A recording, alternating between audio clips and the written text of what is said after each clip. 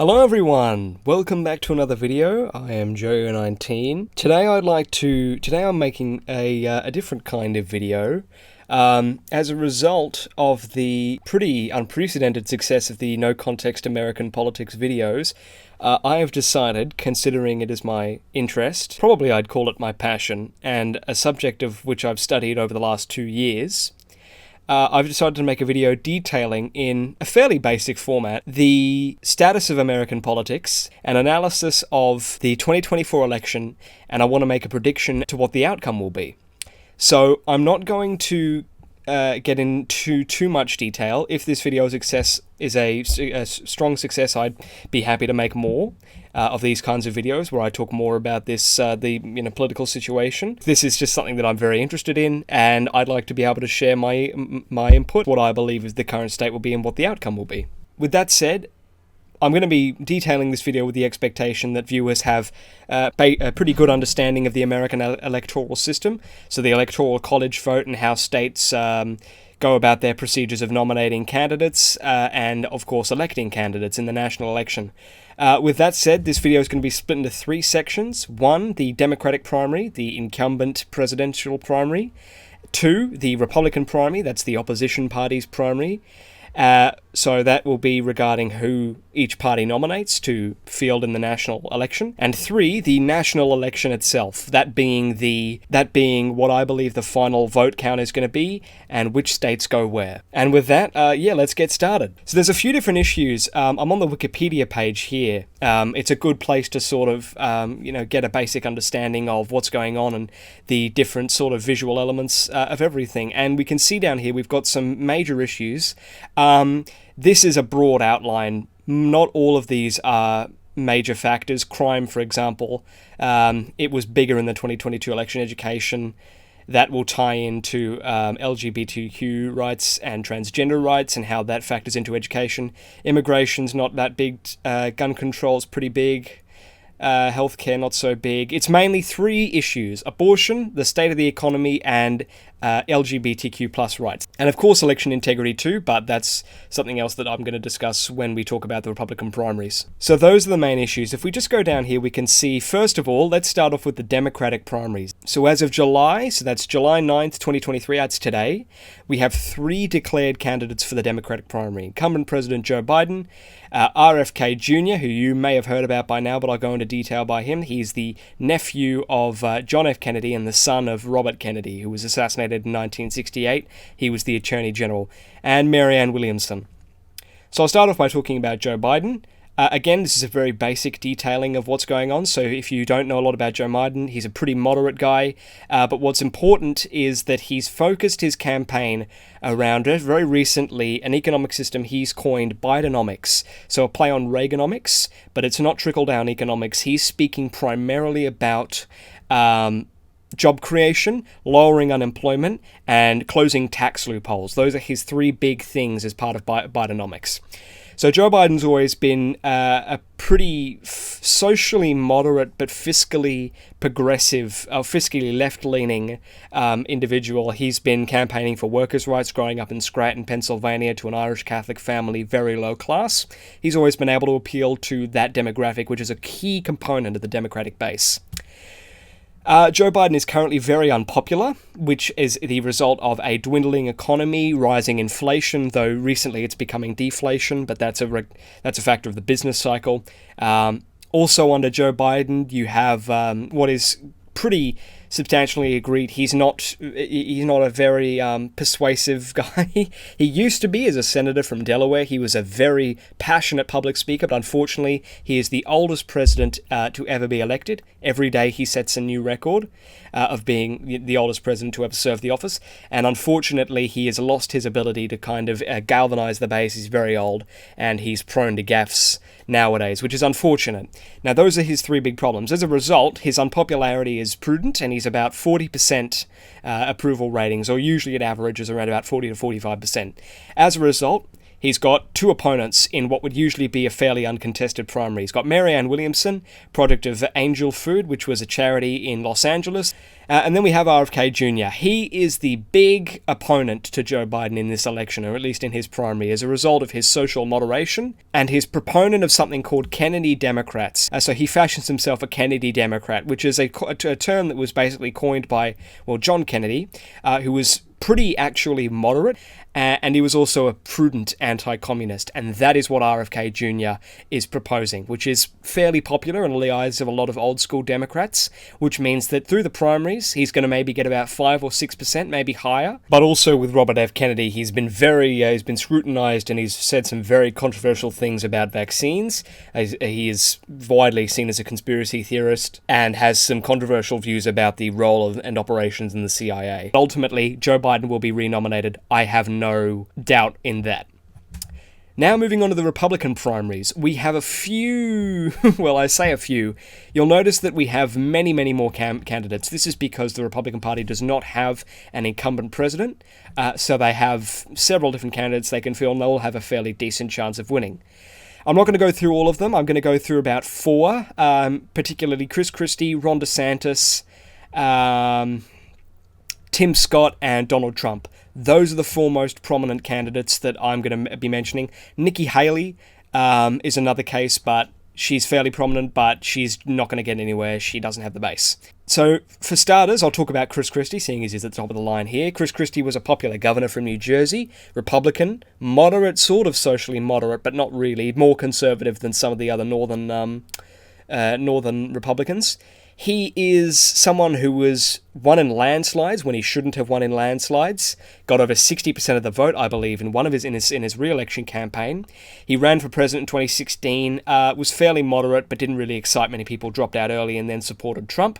But now he's running a campaign of very fervent anti-Trump. He is supremely anti-Trump, so much so that in some cases he is now overtaking other candidates, despite being what might otherwise be considered the antithesis to the Republican base. So he's fairly conservative. He is a proponent of pro-life measures, but not so much to the federal level. He wants all states to come to a consensus. He said that recently, which is where he's more socially moderate, but he is still pretty conservative. He won't win, despite his campaign, and his fairly exciting campaign. He's been pretty ruthless in his attacks of Trump. He won't win. He does not have the popularity that other candidates may have, and considering that he's also quite old school. He was from 2016, which was 8 years ago. I think his time is over. I'm going to skip Ron DeSantis for the moment, come down to Tim Scott. Tim Scott is a very interesting individual. He is the one that I think, and other very prominent political analysts have said that he would be the most electable Republican. He's very conservative. He's from South Carolina. That means the southern vote, which helps Georgia, which is a swing state. He is a senator from South Carolina. He's very popular in South Carolina. He won in landslides. He's an African American. Tim Scott actually advised President Trump throughout 2020 regarding the Black Lives Matter riots, and he was critical of Donald Trump's handling of them. He actually shares a birthday with me, which I've noticed, and he's also quite young, younger than some of these other guys. He's 57, which means that he's still got a bit of time left, considering that Trump is at 77, 20 years older than this guy. So yes, I would argue that Tim Scott, though, he's just not exciting enough at the moment, and he also doesn't have the base. I'd say give him another 4 or even 8 years, and this guy could be a future national candidate. I'm guessing 2028, my guess. But that would be a topic for another day. Finally, Ron DeSantis. Ron Dion DeSantis. It was about 6 months ago that this guy was touted to be the next president of the United States. No one could beat him, not even Trump. This guy was above Trump in the polls. This was around November 2022, just after the midterms, and right when Trump had done the trading card scheme. He was seen as an idiot. Ron DeSantis came in, won in a landslide in his gubernatorial election, and was seen as someone who could provide probably a sensible understanding of the office in regards to both moderate and independent voters. But his campaign has been a complete and total failure. So he announced actually relatively late compared to some of these other people. He announced May 24th. And if you look at these other guys, most of the prominent candidates, with the exception of Chris Christie, they all announced fairly early. So Tim Scott came in May 19th. Donald Trump came in 2022, which was pretty unprecedented. But yeah, you find that a lot of these guys, they moved quicker because Ron DeSantis, the reason he moved so slow is because he wanted to enshrine in Florida's constitution that you could run for president and not have to resign the office of governor. And two, because he wanted to build up the hype with people not knowing whether he was running or not. That's a classic tactic, and it worked for a while, but of course it's failed now because he has run a campaign that has not been aggressive enough in attacking Trump. Chris Christie has done that, and he's done well. Relatively, Ron DeSantis is 20 points, 5 points Chris Christie. But Ron DeSantis, he needed to be more hawkish. He needed to go on the offense, and he needed to take down Trump and antagonize him if he wanted to get anywhere. I still hold the belief that Ron DeSantis needed not to run in this election. He should have waited until 2028, looked as though he was waiting to serve out the rest of his term for Floridians. You'll hear in every one of his speeches, he talks about Florida. He'll talk about what he's doing in Florida. He loves Florida. And that is what his campaign has been about. It's not been about aggressive conservatism. He has been conservatism. In fact, he attacked Trump in an anti-LGBTQ plus ad just a few days ago that's gone viral, and his poll numbers have just completely split. His campaign has been undeniably weak in comparison to what it could have been, and I am going to say that Ron DeSantis will not win. He's now 30 points behind Trump, and he used to beat him. That's saying something. With that, let's go down to Donald John Trump, former president of the United States and chairman of the Trump Organization. This man will win the Republican nomination of 2024, and here's why. Trump has, I think, 50 points in the polls right now. 50% of the Republican Party's voters are going to vote for Trump.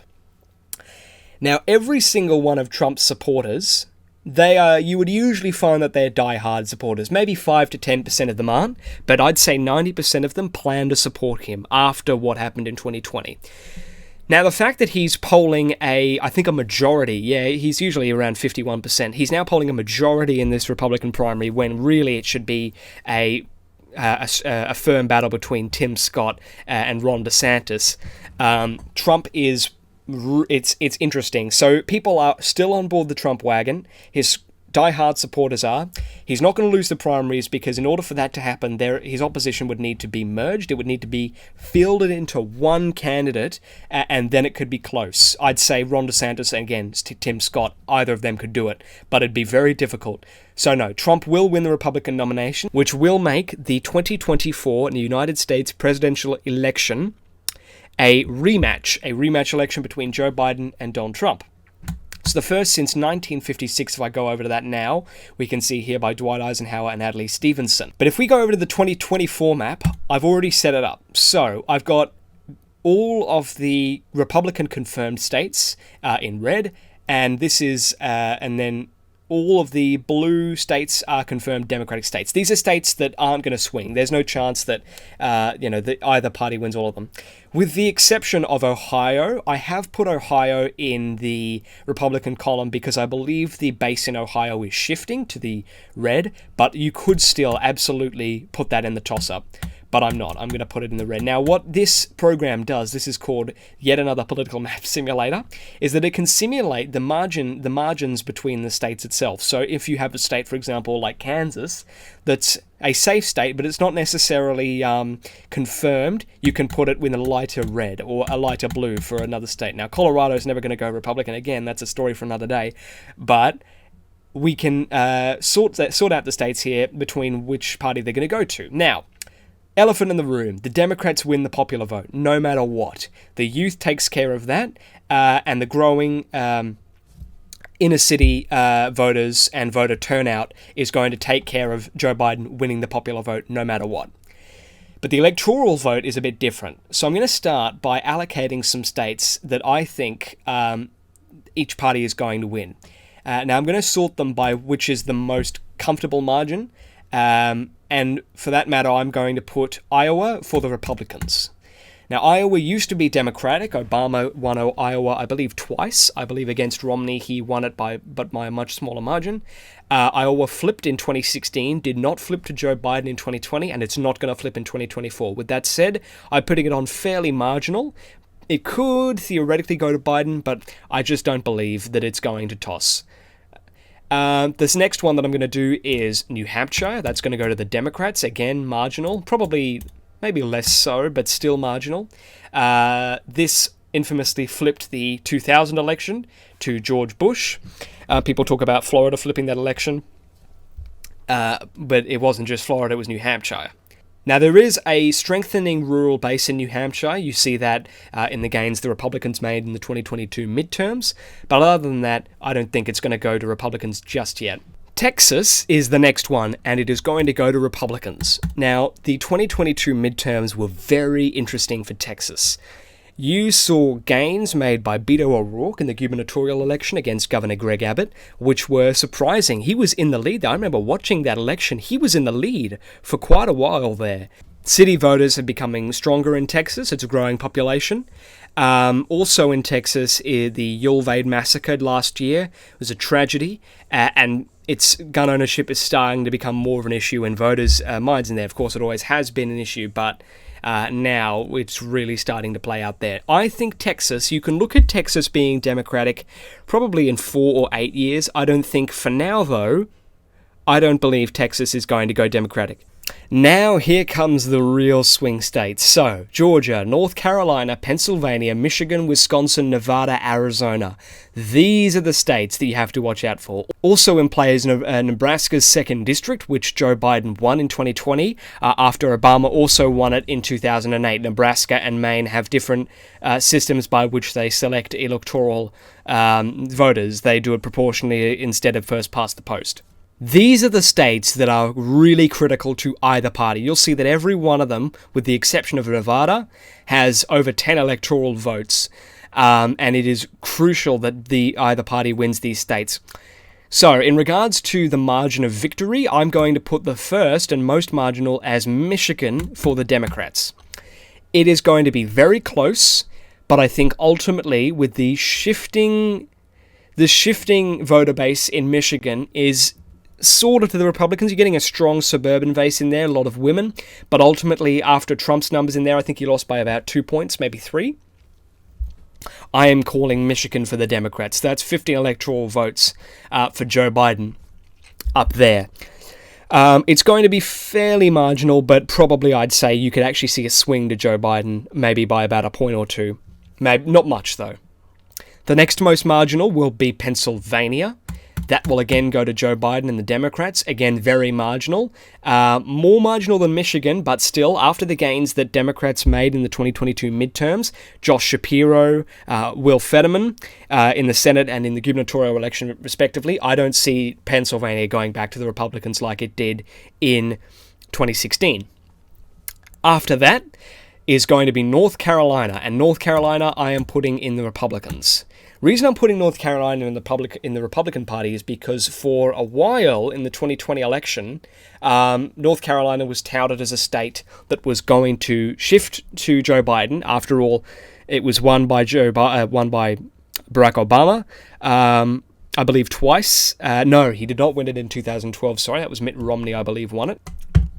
But in any case, it was seen as a state that Joe Biden could have won, and he didn't. And it's also an incumbent, the incumbent governor is Democratic, so there will likely be a swing against him as a result of the negative economic pressure. Now, these 4 states, the last 4 states that we have here, Wisconsin, Georgia, Arizona, and Nevada, these are really the big ones. They are toss-up states. All of these states could go either way. The most marginal of these is Nevada, and I'm going to put Nevada for the Democrats. Again, very marginally, but it went to Joe Biden.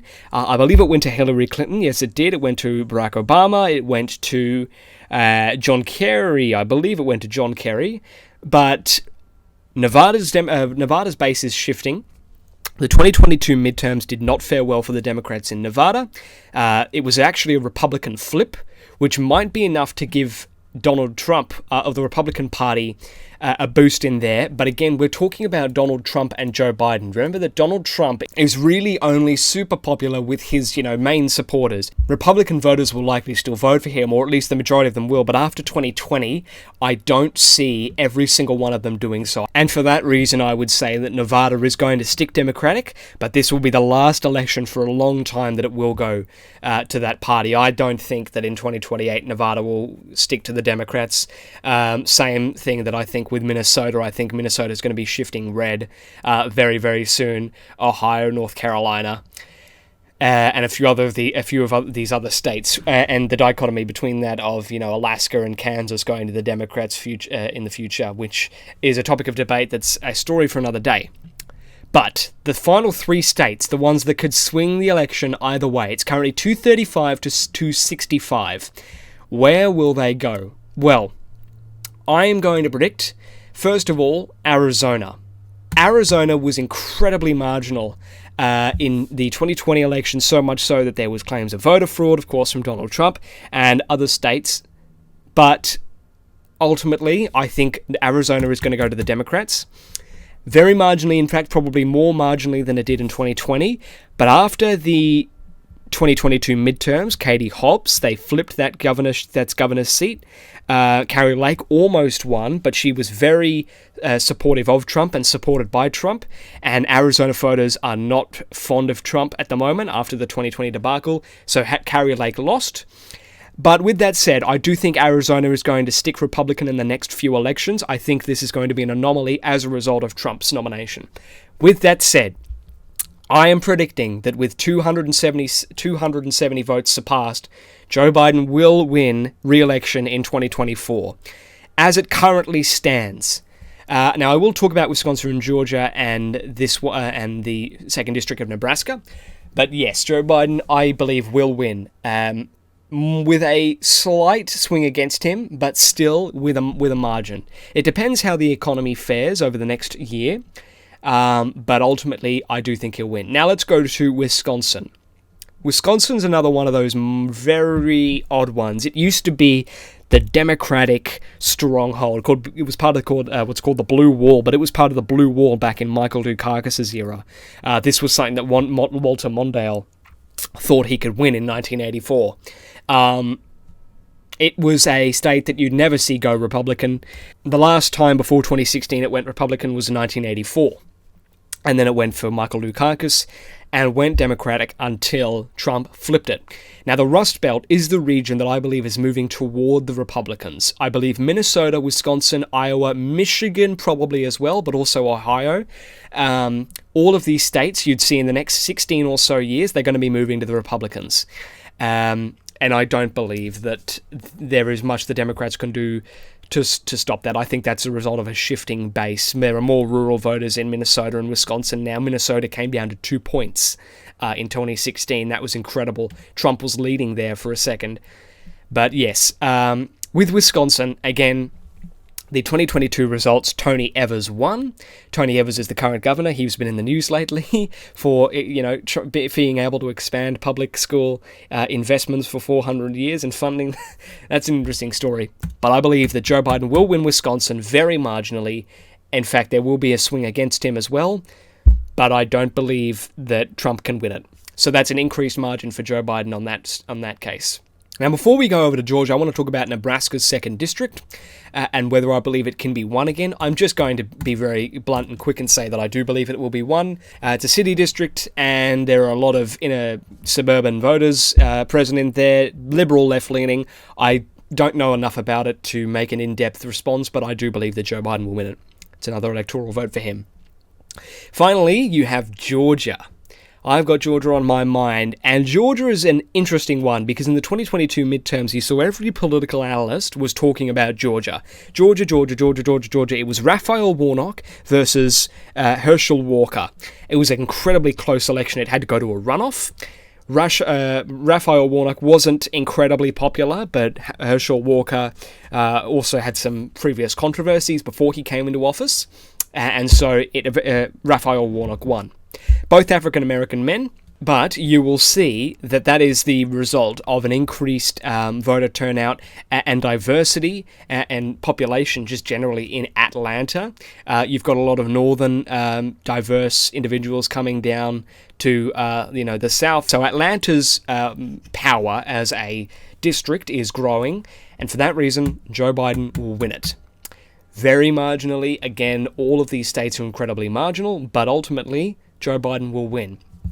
So it's going to turn out to be 303 electoral votes for Joe Biden and 235 for Donald Trump. Almost identical to the 2020 election and completely identical state-wise. So no state is flipped. It would be historic. But ultimately, I think the only one Democrats could flip is North Carolina. I think the only one that Republicans could flip is Wisconsin. But ultimately, I don't think there is any situation by which Donald Trump, unless there is a complete shift, in external factors, until then, that Donald Trump will win. So yes, 235 to 303, Joe Biden wins the popular vote. That is my prediction for now. And that's it. Well, so thank you all for watching. I do hope you enjoyed. I have had a lot of fun making American politics videos over the last few days. The no context videos were a lot of fun to make. Of course, I know a lot about this topic. I've been studying it for the last 2 years. So if you did enjoy this video, please let me know, and I'd be happy to make more. If you have any questions or comments, leave them in the comment section below, but also join the Discord server. That is where you can contact me basically 24/7. And ask me for, give me suggestions for videos or ask me specific details about states. Like, for example, why is Kansas, so marginal? Why is Alaska marginal all of a sudden? And I'd be happy to answer. I'd be happy to give that insight, as I know a lot about this area. But this is just my own opinion of what's going to happen. It's fairly similar to a lot of other political analysts. Of course, there's a lot of research that they do into this that I've been following. So if you enjoyed, please leave a like, please let me know, and I'll see you guys next time. Thank you.